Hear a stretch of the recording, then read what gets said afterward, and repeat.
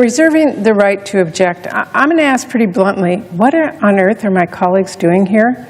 I don't know why Republicans are focused on making a really petty and offensive statement to Canada, saying they need to do a better job of containing wildfire smoke, as if the Canadian government is letting their forests burn and its own citizens inhale wildfire smoke just to spite us.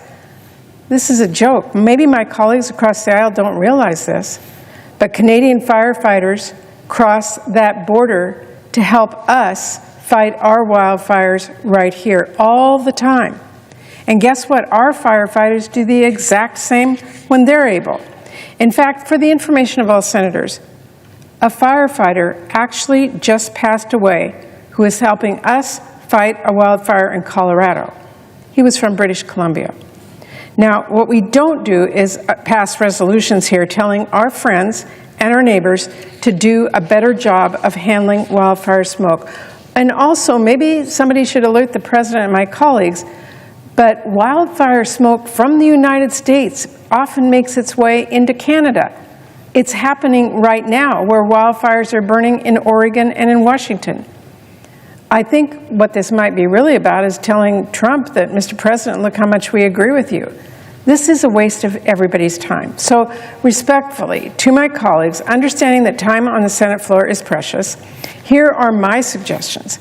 Maybe we should pass legislation to rehire all of the red card holders that Trump fired.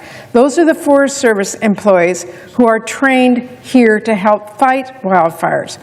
Or how about we pass legislation to stop the Trump administration's so-called reorganization of the Forest Service, which would actually shutter offices across our country, including the research labs that help us study the wildfires and push out even more Forest Service employees. Or maybe instead of entertaining Trump's outrageous request for $1.5 trillion war budget, Republicans could work with us to adequately fund our needs here at home. Our Forest Service, right here in the United States, is desperately understaffed and under-resourced.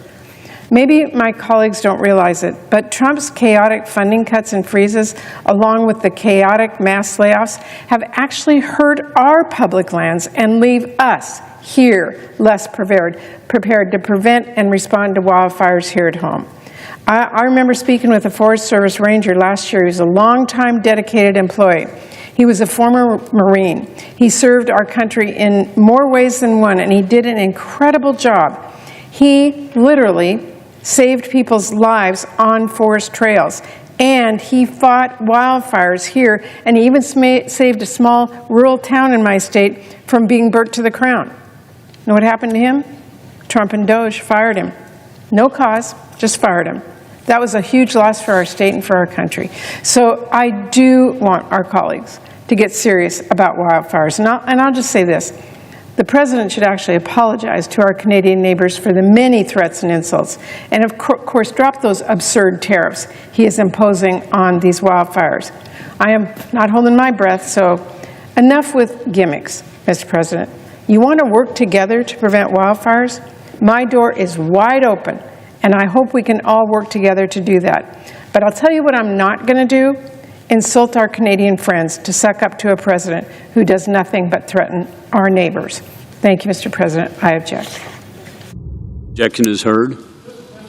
Mr. President, if I could, I'm wondering if my colleague heard the speech I just gave. I guess I want to repeat it because maybe she might have missed it.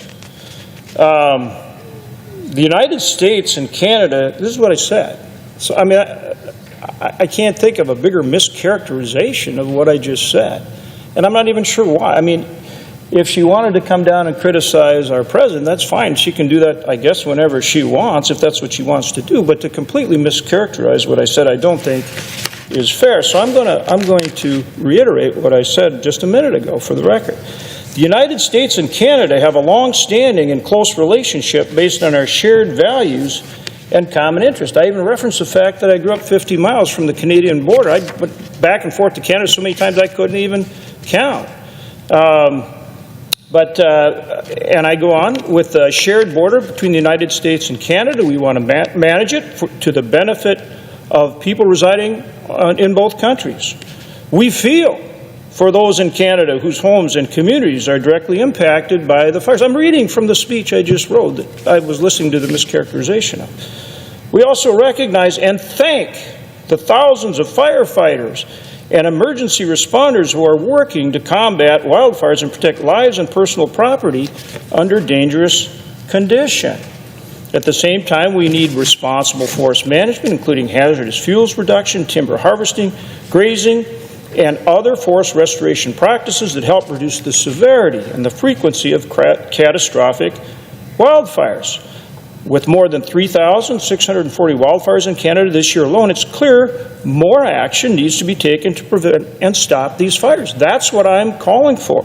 And in the resolution itself, I make it very clear that this is something that is important to benefit both countries. So again, you know, I think it would be, if my colleague wants to object, I understand she has that right. But I think it's unfair to characterize that other than I'm saying we need more action on these wildfires. Now, if she feels we don't need more action on these wildfires, it's just fine, okay. But she shouldn't misrepresent what I'm trying to do, which is call attention to the fact that we need more work done so we can avoid these wildfires in the future, and that is something that is mutually beneficial for both of our nations. And with that, Mr. President, I would yield the floor to my colleague, good senator from Ohio. If the senator would just let me respond quickly before you pass it on. Right. I just, Mr. President. The senator from Washington. Mr. President, let me just say to my friend, and he is a friend, and I do hear his quiet, calm tone. I appreciate it. It's not something we all often hear here. But I will say this, it's in the words that you hear from this resolution, if you are a Canadian, is that we are insulting them by saying you're not trying to fight your forest fires. And I will tell you this, I am working my tail off to help us fight our wildfires. Our Canadian friends are as well. And I think in this very heightened time, when I know I don't live far from the border either, we have a lot of trade with our Canadian friends, we go back and forth, they feel very insulted by a lot that's going on. So I think this adds fuel to that fire. And so what I say to my friend, let's work on our country, making sure that we are fighting our forest fires, which I outlined in my response to you, of some of the things we can do. And I believe that our Canadian friends are doing the same. But that is why I object at this time. Thank you.